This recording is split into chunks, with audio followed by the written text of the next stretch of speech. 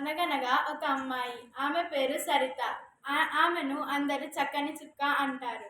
ఆమె ఒకరోజు దారి వెంట పోతుండగా ఆమెకు ఒక మొక్క విరిగి పడి ఉన్నది అని కనిపించింది.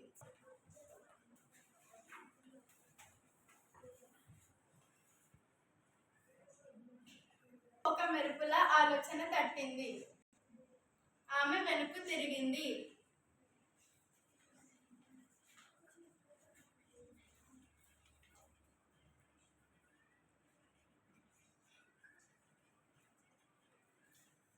ఆమె ఒక చేతిలో కర్ర, తాడు, మరొక చేతిలో నీళ్ళ బకెట్ తెచ్చి కర్రను చెట్టుకు నిలబెట్టింది. తాడు సాయంతో కర్రను కట్టింది.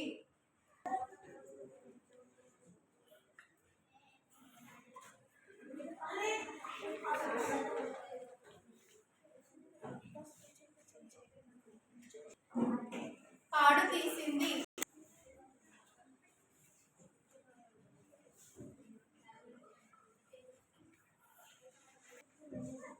తెచ్చిన నీళ్లను చెట్టుకు పోసింది.